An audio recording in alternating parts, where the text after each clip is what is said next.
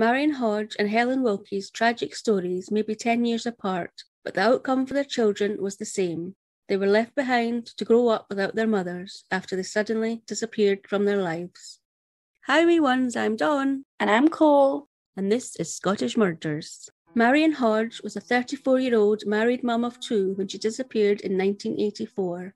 Little is known about Marion's younger life other than she would have been called Marion Gibson and she had a brother, Robert. It's also been mentioned that she had been a gala queen when she would have been about 14 or 15 years old, but I wasn't able to confirm this. So what's a gala queen? Yeah, I didn't know what that was either. We didn't have anything like this when we were growing up, but according to the National Museum Scotland website, a gala day is quite a tradition every year in certain parts of Scotland, where young and old people come together, where sports are played, houses are decorated, and there are food stalls, parades, floats, fancy dress, and brass bands. Kids get to be the centre of attention, and one of them is crowned either king or queen for the area that year where the gala day is being held. All right, that sounds like a really nice day out. It does, doesn't it? Yeah. I don't know why we didn't have something like that when we were growing up. Me either. I'd have loved that, and I would have been crowned for sure. You didn't laugh. It's not a laughing matter. Oh, you were deadly serious. Oh, sorry. Well, it's thought that Marion was crowned the Lockerbie Gala Queen, but like I said, I haven't been able to confirm this for sure from my research. Did she live in Lockerbie? She did live in Lockerbie. Oh. That's why she was the Lockerbie Gala Queen. Lockerbie. I know, but we're not alluding to our other story. A lot seems to happen in Lockerbie. Really? Well, yeah, let me tell you a story. Maybe we'll leave that for another episode. Okay. Anyway, so in March 1969, when Marion was 19 years old, she married Bill Hodge, who was 24, in her hometown of Lockerbie, where they continued to reside. According to Wikipedia, Lockerbie is a small town in Dumfries and Galloway, located in southwestern Scotland, approximately 75 miles or 120 kilometres south of Glasgow, and is about 16 miles or 25 kilometres away from the England-Scotland border. Did you know that Calvin Harris is from Dumfries and Galloway? You told me that already. Well, it's one of my top Scotland facts and one of my top Lockerbie facts. I'm apparently obsessed with it. Carry on. 4 months after Bill and Marion got married, they welcomed their son, Bobby, followed about 2 years later by their daughter, Catherine. The couple and their children lived in a farmhouse in Balgray, a remote property, but still only a few miles from Lockerbie Centre, where the couple raised their children. Now, it seems that Bill had a number of jobs over the years. He was apparently a manager at an agricultural merchant's. Is that someone who sells farm animals and equipment? Nearly, but it's someone who works closely with farmers, helping them to purchase items such as grain, fertilisers or seeds. He also apparently worked as a security officer and/or safety officer, although they may have been the same job. Once the children were at school, Marion worked as a clerk in a bank in Lockerbie. Now, it's not known the state of Marion and Bill's relationship throughout the years, but presumably the relationship had been having problems, as on the evening of the 5th of July 1984, Bill accused his wife of having an affair with a family friend, going as far as confronting the man the same night about this, but the man denied the allegations. Now, I can imagine the couple would have fought that night, because if Bill had these thoughts in his head, he was hardly just going to let it drop, and at some point, apparently, Marion told Bill that she was going to leave him. Bill said that the next morning, about 8 a.m. on the 6th of July 1984, he dropped Marion off at the bus station in White Sands in Dumfries, which is about a 30-minute drive from their home, after Marion had asked him to take her there. He said that she'd taken a blue suitcase with her and a brown handbag, and that she had about £1,000 or $1,300 in cash with her. So, do we know why she had so much cash on her? Or, where she was planning to go? It wasn't known by Bill where Marion might be going. Maybe she just wanted to get away for a while. Maybe the cash was to help her get by while she was away. Now, as this was a Friday, presumably Bill would have then gone to work, no doubt with a lot of emotions about what was going on in his private life. The fact that Marion possibly wanted to get away for a while wasn't really a surprise, and her brother even said in an interview in the Sun newspaper later that he could understand Marion wanting to get away from Lockerbie for a bit, as everybody knows everybody, and there probably would be a bit of gossip about an affair. However, he also said in the same interview that there had never been a whiff of scandal in relation to Marion. The strange thing about Marion leaving on this day was the fact that it was her son Bobby's 15th birthday. Regardless of what is going on in a mother's life, would Marion have really just walked out that morning on the very same day as her son's birthday? Although he was turning 15, so perhaps her son was planning on spending time with friends for his birthday, so maybe she thought she'd not be missed. Anyway, Marion wasn't there for her son's birthday, and as time went on and her family had had no contact with Marion, they began to worry. Now, it's not reported exactly when the family contacted the police. I imagine they would have given Marion some time, thinking she just wanted a break, but they would have become worried when Marion didn't make contact. When the police were contacted, a missing person inquiry was launched, and the police had to firstly try to determine if it was more sinister than just Marion wanting time alone, even though her family were adamant that she was a devoted mother to her children and that she would not just disappear of her own accord and not contact her family again, something which the police themselves also found baffling. So the police's first port of call was the bus station to try to find out where Marion could have gone. But they could find no trace of Marion ever having been there. Nobody, including taxi drivers, staff, or the public, remembered seeing her at all. Oh, that's quite odd and kind of ominous. Yes, it is a bit odd that nobody could place her there. Following having no luck in tracing Marion's movements at the bus station, the police issued a nationwide appeal for anyone to come forward if they had seen Marion Hodge, who they described as 34 years old, 5 foot 4 inches, slim build, dark brown, collar-length hair, sharp features, fresh complexion, prominent teeth, brown eyes, and wore contact lenses or glasses. Prominent teeth? Was she a vampire?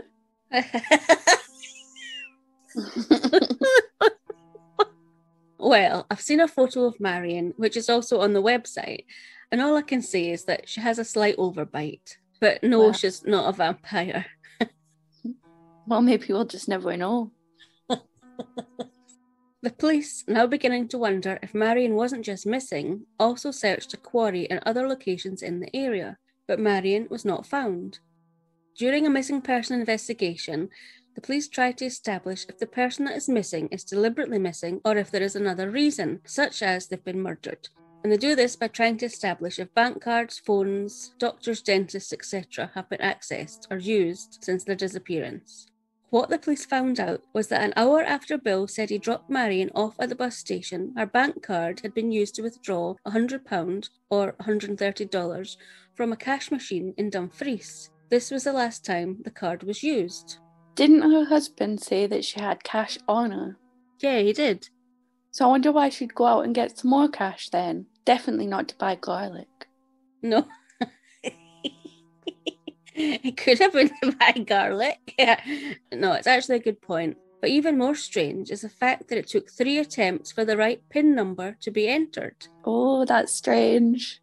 It is a bit strange, but maybe she was upset and maybe just forgot. I've actually done that myself. But her brother, Robert, had other ideas. He said in an interview with the Daily Record that when the police told the family that the PIN number had been put in wrongly twice, he immediately felt that this was Marion's killer trying to convince everyone that Marion had left of her own free will. He went on to say that he had no doubt his sister was murdered the day she disappeared. Another strange thing that the police found out upon speaking to Marion's colleagues at the bank where she worked was that 3 days after her husband dropped her off at the bus station, a colleague of Marion's was called at his home and told that Marion was okay, but that she wouldn't be returning to work. This caller was never traced. Okay, that is quite weird. I mean, why would someone ring her colleague and not her boss? But also, why would you say she's okay, but she's not going to be in? That makes me feel like she's not okay. It's just all very suspicious. Yeah, it's very strange. And why call them at home as well? You would just call the bank, not somebody at home. Yeah. I mean, the bank card being used and the PIN number being forgotten, I could just about accept. But this is something more sinister. Yeah. And maybe you could accept the bank card, but I can't accept that. All right then, well, fine. So, was Marion's husband a suspect? You know, it's always the people closest to you that are looked at first. So yes, he would have been interviewed by the police, as he had been the last person to see her, or one of the last people to have seen her alive, but no, he was never an official person of interest. The police would have checked out his account of what happened on the morning Marion disappeared. And even though there was no cameras or CCTV back then, which could easily have corroborated his side of things, there must have been some evidence or a witness that came forward to have backed up what he had said. Also, nothing is said about whether Marion and Bill's children, Catherine and Bobby, were in the house the night before or the morning Marion asked to be taken to the bus station, but perhaps they were present and can back up what their dad had said had happened. I'm only guessing, of course. And so, with no evidence or witnesses or further information to go on, the case grinded to a halt. But Marion's family were convinced that Marion was dead, with her brother Robert saying in an interview with the Sun newspaper in 2017 that Marion was a straightforward person who he trusted. She would never have just disappeared and not contacted her family again. She would have got in touch with them if she could, and would never put her family through the heartache that they were going through. Over the years, Marion's family's heartache would continue, but it boiled over in 1992, 8 years after Marion's disappearance, when her husband, Bill, made an application for the court to officially declare Marion dead. This attempt was blocked by Marion's parents, who alleged that they believed Bill had in fact killed Marion. However, this finally was granted by the Court of Session in Edinburgh, stating that Marion had officially died at midnight on the 6th of July 1991. So why did he decide to get Marion declared officially dead at this time? I mean, obviously, he would have wanted to get on with his life, but was there a reason? Well, he actually waited a further year after the standard period of 7 years, but yes, I imagine he wanted to get on with his life and end that chapter. Bill had actually met another woman called Penny 3 years after Marion went missing. Okay, so that was a respectable time after Marion went missing. And he waited a year after the official 7 years to have Marion declared officially dead. So nothing suspicious or disrespectful in that. No, I agree. Bill and Penny did marry soon after Marion was declared officially dead, and the couple lived about 15 miles away from where Bill had lived with Marion. Yeah, I can imagine it would have been strange being married and living in the same house where your missing wife used to live. Yeah, it would have been. The marriage didn't last long, though, and ended abruptly one day when Penny came home to find that Bill had packed all of his things and left her. Oh, okay. Did she know that was coming at least? Well, from what I've read, no, I don't think she did. Oh, that's nice. So life did go on for Marion's family and children, although the fact that Marion was still missing had hung over the family for years. Oh, and by the way, all this time, Marion was still classed as a missing person. However, that was to change in March 2006, 22 years after her disappearance. Is that because they still hadn't found a body? Yes, that was the reason. In February 2006, Detective Superintendent Bill Gillis, who led the team who looked at unsolved cases, released a statement saying that the missing person inquiry into Marion's disappearance was Dumfries and Galloway Police's last outstanding long-term missing person inquiry, and that there continued to be a lot of unanswered questions, and so his team would be taking a further look into it. Starting by putting up posters throughout the region asking for any information about what became of Marion and any sightings of Marion at the time or since. However, Detective Superintendent Bill Gillis confirmed that he was still treating it as a missing person inquiry. At the time, Marion's brother Robert said that he continued to believe that Marion had been killed and he was hoping for some new information so the family could finally have some closure. Only a month later, following the posters being put up in the region, things had changed, and finally this case was now being classed as a murder. Oh, so what happened? Did they find Marion's body? No, they definitely hadn't found Marion's body, but I can only assume the new information was that someone had come forward giving the name of a person thought to have been involved in Marion's disappearance, as on Saturday the 11th of March 2006, Dumfries and Galloway Police made a statement saying that a man had been detained in connection with Marion Hodge's murder and that a report was going to be sent to the Procurator Fiscal in Dumfries recommending prosecution. However, after this man was detained and questioned for 6 hours, Detective Superintendent Bill Gillis confirmed that this man had now been released without charge. Despite the 12-strong team working on this case and hoping for new evidence to lead them to Marion's killer or body, other than one man being questioned, the case went cold again. However, 3 years later, in 2009, on the eve of the 25th anniversary of Marion's disappearance, another appeal was launched asking for information into the disappearance of Marion. There was a new detective on the case now, Detective Superintendent Kate Thompson, and she said, "We remain resolute in our belief that the circumstances surrounding Marion's disappearance are suspicious, and therefore it is vital that any person who has any information which could assist this inquiry come forward now. We fully appreciate the distress this investigation has had on Marion's family, and we will continue to investigate all lines of inquiry to try and provide the answers they so desperately need." While the strange surroundings of Marion's disappearance continue to be investigated, and police officers do continue to make appeals and ask the public for information, and have assured Marion's family that they will continue to do so, Marion is still missing and her family still have no answers. Marion's brother, Robert, continues to believe that Marion would not just have walked away from her life, her children, or her family, and it's the not knowing what happened to Marion or where she is buried that is the worst. Sadly, Marion's parents, Robert Sr. and Agnes, died without having any answers or being able to lay their daughter to rest, or have any justice for Marion. So what about Marion's children, who were left behind? Bobby had just turned 15. How on earth would a teenage boy have coped with his mother just disappearing, and on his birthday? What must he have thought as a lad? And Marion's daughter Catherine was only 13 at the time her mum went missing, just a teenager and needing guidance from her mum. What would life for young Catherine have been like? It's sad to think about the children that were left behind, who for such a long time probably believed that their mother had simply left them. From all accounts, though, Marion Hodge would never have left her children, not by choice anyway.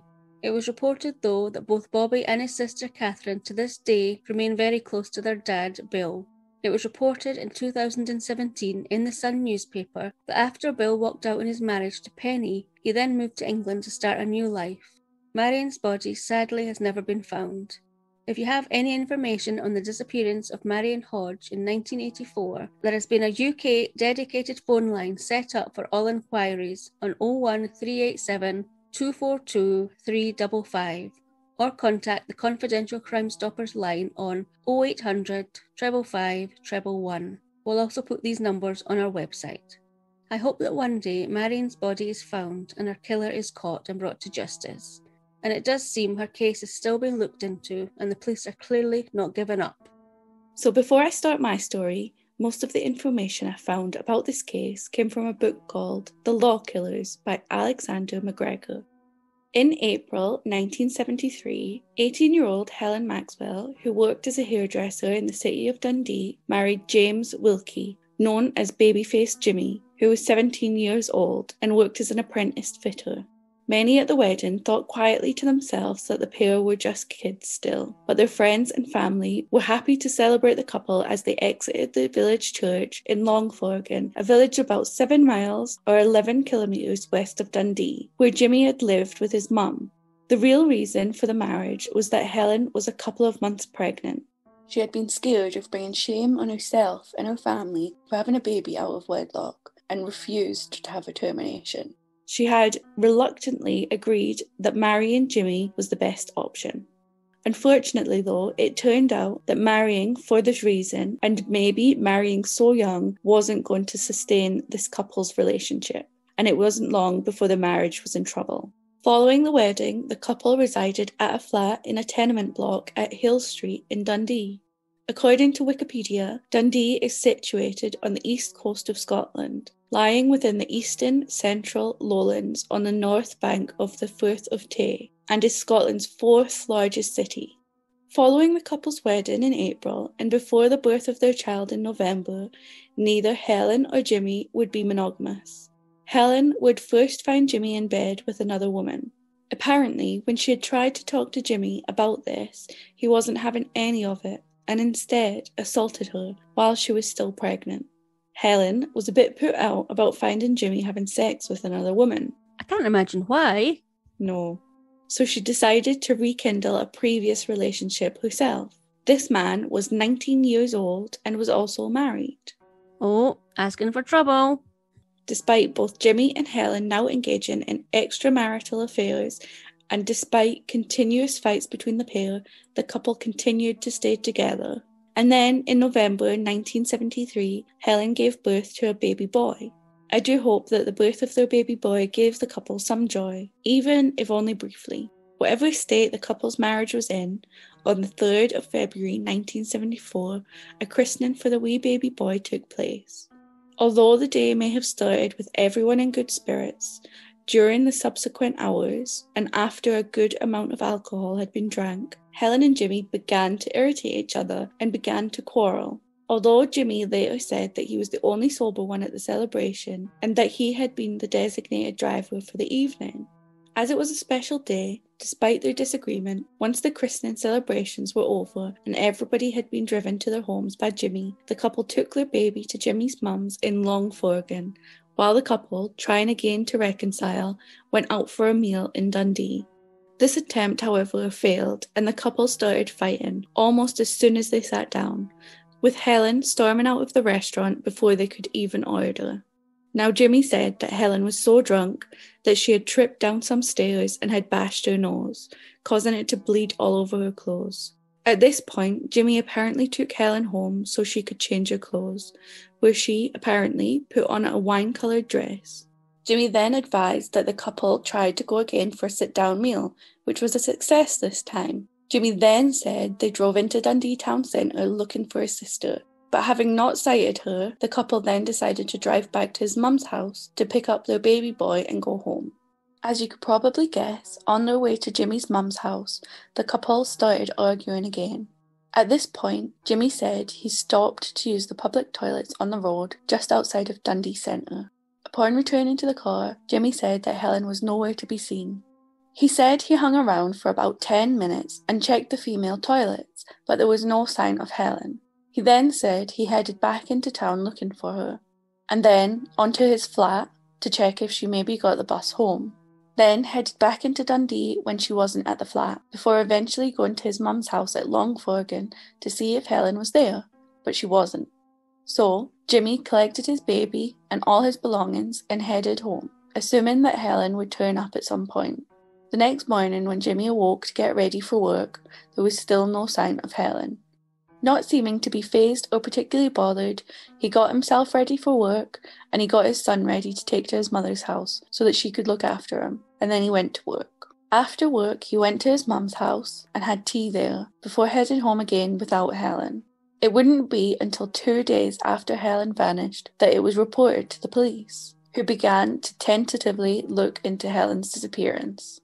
Helen's parents hadn't even been aware that Helen was missing until this time, and only because Jimmy's mum had phoned them asking if Helen was perhaps with them, as she was growing concerned. Helen's mum hadn't spoken to her daughter since the day of the christening. She knew about the troubles with her daughter's marriage, but she also knew that Helen loved her wee boy and would never just disappear and leave him behind, or her family for that matter. Helen and her parents were very close.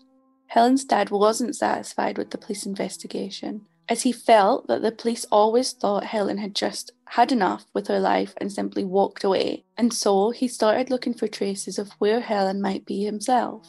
Due to his own inquiry, he found out that there had been possible sightings of Helen in Dundee, other parts of Scotland, and even as far as London. But despite this, Helen's parents were still convinced that Helen had not just walked out of her life voluntarily, and had started to think that Helen had been killed. Just before Christmas, 1974, about 10 months after Helen's disappearance, Jimmy's mum received a Christmas card, apparently from Helen, with a postmark from Dundee. Oh, okay. So did that convince Helen's parents that she was okay? No, it didn't. It sounded like it was possibly a practical joke, as Mrs. Wilkie said that she didn't recognise the handwriting. Helen's parents continued to believe that Helen had been killed. They just wanted to know where her body was. As the months passed, life slipped back into some normality. Jimmy actually handed over his and Helen's baby boy to Helen's mum and dad, who later adopted him. Jimmy left Dundee, where he started another relationship.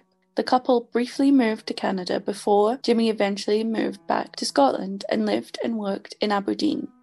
The years went by and Helen and Jimmy's wee boy grew up without his mum or dad, but I'm sure he was very loved by Helen's parents. It maybe filled a big hole in their lives too, and Helen's strange disappearance just slipped from people's minds. That was until March 1978, 4 years after Helen's disappearance, when workmen at a quarry near Longforgan uncovered a skull and informed the police. Following further excavations of the area, a shallow grave was discovered containing a headless skeleton. Jimmy, who was now living just outside Aberdeen with his girlfriend, was escorted to Dundee by the police, where he was asked to identify the items found with the skeleton to determine if the skeleton found was Helen. The items included the wine-coloured dress Helen had changed into the night she disappeared.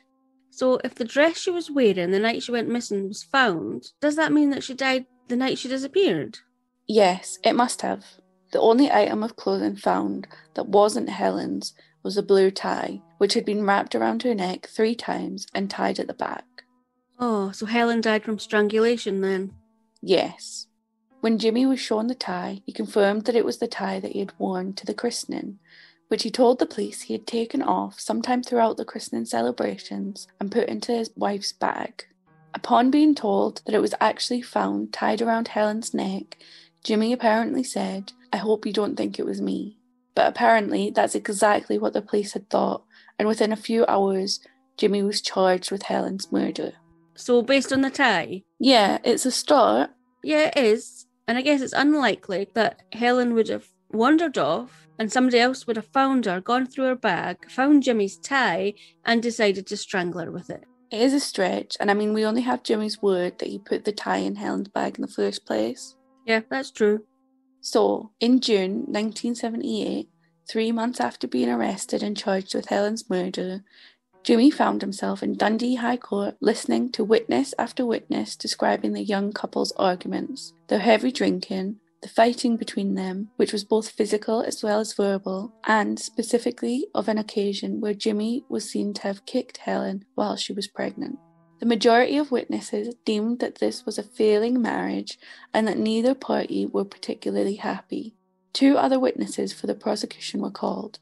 One was a friend of Jimmy's, who said that after having a few drinks together, and upon bringing up the subject of Helen, Jimmy had said, "I don't think they will find her. She's well buried." While the other witness, who knew both Helen and Jimmy as well as Helen's parents, said that she had overheard Jimmy talking to a friend in a cafe, and he said, "My wife's at 9 wells, 6 feet under." So 2 separate people had heard Jimmy mention that either Helen was buried or 6 feet under, and nobody thought to mention this to the police. Well, it's not known exactly when these conversations took place, and the man he was having a drink with, when he said she's well buried, said he did ask Jimmy the next day if he remembered the conversation, and he said he didn't. Plus, I think they'd both had a bit to drink, so maybe the man didn't trust his own memory. Okay, but what about the female witness who overheard him in a cafe? Yeah, I don't know. Maybe she didn't want to get involved in case she was wrong. Anyway, lastly, it was Jimmy's turn to take the stand, and he basically repeated to the court what he had said to the police nearly 4 years earlier when Helen went missing. His memory was very good apparently, although he did counter some of the physical abuse allegations by saying that he might have slapped Helen, but never with a clenched fist. Oh, right. Well, that's okay then. I know, right? Did he say anything in response to supposedly saying to the man he'd been drinking with that Helen was well buried? Yeah, he did actually. He said that what he probably meant was that if Helen hadn't been found by now, she wasn't going to be. After the closing statements and 3 days of witnesses being called to give evidence, the jury retired to make their decision. The police were a bit dubious if they would actually secure a guilty verdict. So too were the press that had attended the trial. However, after only an hour and 10 minutes, everyone was back in the courtroom again as the jury of 9 men and 6 women came back with a verdict of guilty. Jimmy's mum and girlfriend were visibly upset as Lord Robertson, the judge presiding over the case, said to Jimmy, "You have been found guilty by the jury of what can only be described as a horrible crime, and there is only one sentence I can impose." This was a life sentence. Jimmy was then taken away to begin his sentence, which wasn't as long as you might think. In January 1979, 7 months after Jimmy Wilkie had been sentenced to life, he found himself back in the courts again, this time in Edinburgh High Court, as an appeal had been made as new evidence had been found, which Jimmy's solicitor believed could set him free. Oh wow, that appeal went through really quickly. Yeah, it did, but according to the book The Law Killers by Alexander McGregor, this was the first time since 1927 that permission had actually been given for new evidence to be heard, which could possibly result in a person being released. Okay, it must be pretty good evidence then. Well, no, it's not actually. Oh, okay. So, shortly after Jimmy had been convicted, the lead investigator in the case, Chief Inspector Fotheringham, was advised that a witness had come forward adamant that she had seen Helen after she was thought to have disappeared. Who? A neighbour of the Wilkies at the time the couple had both lived in Hill Street, a Valerie McCabe. She said that she had seen and spoken to Helen 3 months after she disappeared. Valerie didn't have a phone in her flat and would use the Wilkies' phone now and again, and on the 18th of May 1974, she stated that Helen Wilkie came to Valerie's flat to tell her that Valerie's husband was on the phone in Helen's flat wanting to speak to her. Valerie said she went to Helen's flat where her husband was on the phone to tell her that his bus had broken down and he would be late back. After finishing speaking to her husband, Valerie McCabe popped her head round the living room door and said thanks to Helen for the use of her phone, which was located in the hall. Oh, okay, well that sounds pretty credible to me. How old was Valerie? She was 27. Are you thinking that maybe she was older and her eyesight wasn't too good? Yeah, I was. Well, Valerie was asked this too, and she said that she did wear glasses, but her eyesight was quite good. But I'm assuming that it wasn't Helen, so how could she have made that mistake? Well, to try and determine that Valerie actually had the right date and wasn't perhaps mixing it up with the time before Helen went missing, Chief Inspector Fotheringham asked Valerie how she could be sure of the date. To which Valerie replied that she knew for sure because there had been a football match on that day between Scotland and England playing at Hampden Park. She was also 100% sure she had seen Helen after she had gone missing. Oh, well that sounds pretty definite to me. That's what Chief Inspector Fotheringham had begun to think too, until, that is, he went back to the police station and just happened to find out that apparently, back in 1974, just after Helen went missing, a young police officer had separated from her husband and had started seeing Jimmy, who just so happened to look very similar to Helen. He'd taken up with someone else 3 months after his wife disappeared. Yeah. So Chief Inspector Fotheringham went back to speak to Valerie, this time with a photo of the young police officer to show her. While Valerie accepted that Helen and the young police officer did look very alike, she was adamant that it was Helen that she had seen and spoken to on the 18th of May. But did they not ask the young police officer if she'd been at the flat at the time? Presumably not, as 7 months later, Jimmy was back in court for the appeal. Lloyd Emsley, the judge presiding over the appeal trial, went through the evidence given by Valerie McCabe and Chief Inspector Fotheringham and came to the conclusion that even if Valerie's evidence had been in the original trial, the jury would have still come to the same decision. He said that while Valerie McCabe had not come forward with this evidence maliciously, she was mistaken in her belief that she had seen Helen Wilkie on the 18th of May 1974. He further backed this up by saying that Jimmy Wilkie himself said in his statement 2 days after Helen's disappearance and in subsequent interviews he had with the police that he never saw Helen and she never returned to their flat again after the night she went missing on the 3rd of February 1974. Lloyd Emsley did not believe that Helen would have come back to the flat for one night only, unbeknownst to Jimmy, and then disappear again without a trace. Plus, of course, there was the wine-coloured dress she was found in that she was wearing the night she went missing. Yeah, I agree with that, and I do agree with the judge. Helen wasn't the person that Valerie saw in the flat on the 18th of May. Helen was murdered the night she disappeared. Having gone through all the evidence and pulling everything apart, Lloyd Emsley refused the appeal and Jimmy Wilkie was sent back to prison to carry out the rest of his sentence. Jimmy's parents continued to appeal over the years, however these never went anywhere. Jimmy was destined to do what little time he had been given for murdering Helen. How long was he actually in prison for? So, I did say that he got life in prison. However, Jimmy Wilkie actually walked free from prison 8 years later in 1986. 8 years later. That's all he'd served. Yep, that was it. That is crazy. So upon leaving prison, Jimmy found work as a JCB driver and settled back into life. Until 1996, 10 years after being released for serving 8 years for murdering the mother of his child, he was killed in a road traffic accident. He was 40 years old. Oh God, I didn't expect that. Yeah, it's quite shocking. I've just had a thought. You know the Christmas card that was sent to Jimmy's mum the year Helen went missing? Yeah. Was it thought that Jimmy had maybe sent it to try to convince people Helen was still alive? We know it didn't come from Helen, that's for sure. Actually, no, that wasn't thought at all. Remember I said that Jimmy had moved to Canada briefly with his girlfriend? Well, when the Christmas card was sent, he was safely in Canada. No, I think that was just someone being mean. Ah, okay. Good thought, though. So Jimmy had already handed over his baby boy to Helen's parents and moved to Canada before Christmas the same year Helen went missing? Yeah, Helen went missing in February, and Jimmy was already in Canada by December with his new girlfriend. Wow, that is quick. It really is. A pretty tragic story. Yeah, there's no winners here, least of all Helen and Jimmy's child left behind. I mean, yes, he was adopted, and no doubt given all the love he needed and wanted from his grandparents. But he wasn't even a year old when his mum just disappeared, and shortly after, he was given away by his dad to his grandparents. So much trauma and disruption in such a short time. At least he would have been young enough to maybe not understand that he'd been left by both his very young parents. But he'd one day find out that in actual fact, his father killed his mum. Yeah, that's not going to be nice finding that out. No, definitely too much heartache for everyone left behind. And that's the end of my story. But you can find much more information in the Law Killers book by Alexander McGregor, available on Amazon. And that's the end. If you've enjoyed this episode and know just the person who'd also like it, please share it with them.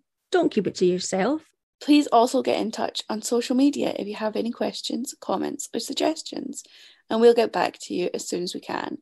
All social media and contact details are on our website, scottishmurders.com, as well as all the source material and photos related to this episode. So that's it for this week. Come back next time for another episode of Scottish Murders.